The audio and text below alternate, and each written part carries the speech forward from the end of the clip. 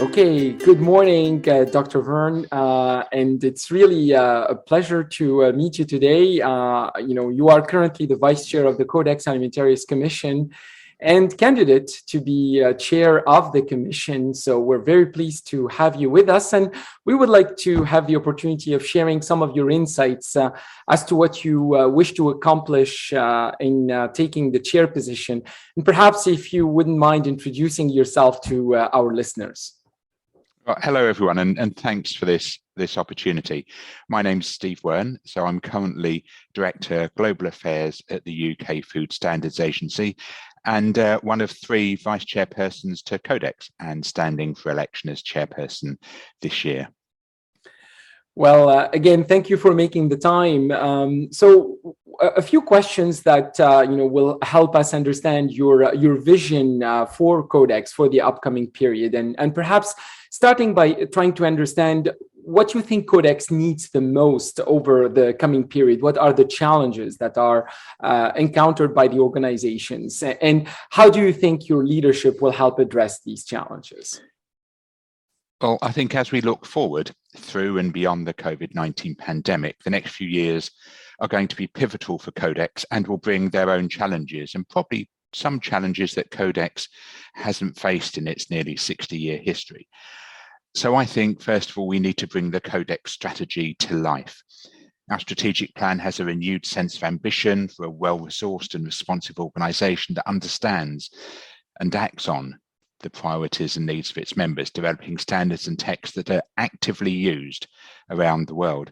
And in this, I think Codex should lead, not follow. We should look at the broader food system environment around us, at the discussions at the UN Food System Summit, and ask ourselves, how should Codex respond? How should the Codex family respond?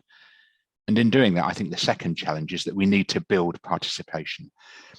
Virtual meetings have been great because they've opened up Codex to greater participation, and that we have to retain. But I think we also need to nurture, renew, and grow the personal and professional relationships that really characterize the Codex family when working at its best. When we all sit here on our Zoom screens from wherever we're dialing in our own bubbles, we can't allow ourselves to become separate and disconnected from each other. And for all of that, I'd say that Codex needs a credible leader and advocate. I've built extensive relationships across the whole Codex family and externally, and I'm passionate in advocating with parent organisations for funding for Codex and, crucially, for the science it's based on, from Director General level down. So I'm ready for the job. Well, thank you. Thank you for these insights, Dr. Wearne. And I guess maybe if I may ask, in terms of maybe the vision, even future, and if you project ourselves 3 years ahead of now, and if we look at, what would make you consider having achieved the job, if you will, if there are a few things that you might mention that could represent the success of the strategy that you would be trying to implement in taking on this position and this responsibility. I think I'd look to both what we do in Codex, but also how we're seen. So I'd say that in 3 years, I'd hope we could be an inclusive, transparent, and resilient organisation. Resilience is something we need to work on, that's respected throughout the world for a true and demonstrable commitment to consensus-driven and science-based food standards. So, and that's what I'd work tirelessly to help Codex achieve. Well, thank you very much again, Steve, for taking the time. And again, good luck in this bid.